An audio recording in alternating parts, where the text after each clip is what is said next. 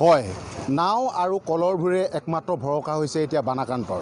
মৰিগাঁও জিলাৰ মায়ং ৰাজচক্ৰৰ অন্তৰ্গত বিভিন্ন গাঁও এতিয়া বানে সংহাৰী ৰূপ ধাৰণ কৰা পৰিলক্ষিত হৈছে আৰু তেওঁলোকৰ যিসমূহ ঘৰ আছে সেই ঘৰসমূহৰ মূধচৰ ওপৰলৈ পানী উঠা পৰিলক্ষিত হৈছে। তেওঁলোকৰ বহু বানাক্ৰান্তৰে এতিয়া ঘৰ বাৰী হেৰুৱাই তেওঁলোকে আশ্ৰয় শিবিৰত আশ্ৰয় ল'ব লগাত পৰিছে আৰু আশ্ৰয় ল'ব লগাত হোৱাৰ সময়তে তেওঁলোকৰ বাবে এখন প্ৰয়োজন হয় এখন নাৱৰ, কাৰণ ঘৰৰ তেওঁলোকৰ বয় বস্তুসমূহ কেনেকৈ আশ্ৰয় শিবিৰলৈ তেওঁলোকে স্থানান্তৰ কৰিব, সেই উদ্দেশ্যে তেওঁলোকে এতিয়া এনেদৰে নাও প্ৰস্তুত কৰি থকা দেখিবলৈ পোৱা গৈছে। মই ভিডিঅ' জাৰ্নেলিষ্টক মই দেখাবলৈ অনুৰোধ কৰিছোঁ। এনেদৰে তেওঁলোকে এখন নাও, ইয়াৰ অঞ্চলৰ যি ৰাইজ আছে এই ৰাইজে এখন নাও প্ৰস্তুত কৰি থকা দেখিবলৈ পোৱা গৈছে, কাৰণ তেওঁলোকৰ হেঁপাহৰ ঘৰখন এতিয়া ডুব গৈছে আৰু তেওঁলোকে জীৱন সংগ্ৰাম অতিবাহিত কৰি থাকিব লগা পৰিছে আৰু আশ্ৰয় শিবিৰত তেওঁলোকে আশ্ৰয় ল'ব লগাত পৰিছে।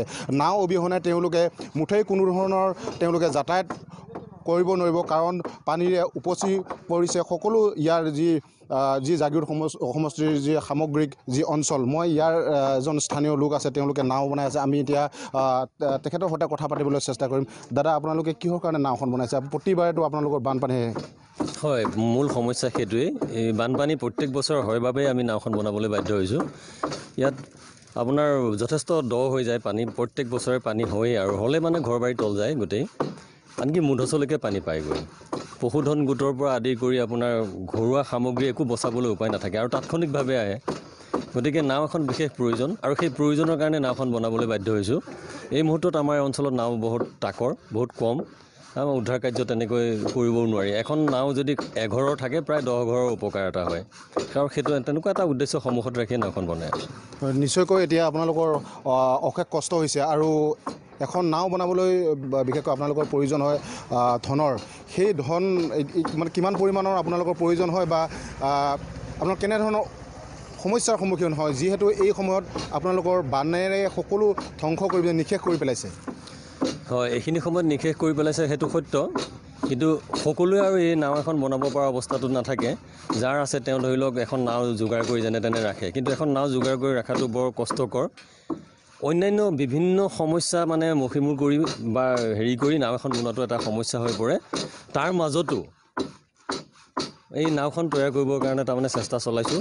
কিবা কৰি হ'লেও ক'ৰ পৰা যোৰা টাপলি মাৰি নাওখন বনোৱা হ'ব। হয়, ইয়াৰ খৰচ কিমানমান? খৰচ আনুমানিক আপোনাৰ 20-22 হাজাৰ টকা। হয়, নিশ্চয়কৈ এতিয়া ক'ব লাগিব যিসমূহ বানাক্ৰান্ত আছে, বানাক্ৰান্তসকলৰ তেওঁলোকৰ ঘৰ মাটি সকলো এতিয়া ডুব যোৱাৰ ফলত তেওঁলোকে এক কোলাই পাচি নধৰা এক অৱস্থাৰ সৃষ্টি হৈছে, কিন্তু তেওঁলোকে গাঁঠিৰ ধন ভাঙি এনেদৰে এতিয়া নাও প্ৰস্তুত কৰা দেখিবলৈ পোৱা গৈছে। মই ভিডিঅ' জাৰ্নেলিষ্টক মই পুনৰ দেখাবলৈ অনুৰোধ কৰিছোঁ। এনেদৰেই তেওঁলোকে কাঠৰে তেওঁলোকে নাও তৈয়াৰ কৰি লৈছে, কাৰণ যিহেতু এতিয়া সমগ্ৰ ৰাজ্য এতিয়া বানৰ কবলত পৰিছে। ইয়াৰ সমান্তৰালকৈ যি জাগীৰোড সমষ্টি আছে, এই জাগীৰোড সমষ্টিটো বানৰ কবলত পৰা পৰিলক্ষিত হৈছে। মানে সংহাৰী ৰূপ ধাৰণ কৰা পৰিলক্ষিত, বিভিন্ন অঞ্চল, বিভিন্ন বাটপথ, বিভিন্ন ঘৰ দুৱাৰ আদি তেওঁলোকৰ হেঁপাহৰ ঘৰখনো বুঢ়াই পেলোৱা পৰিলক্ষিত হৈছে।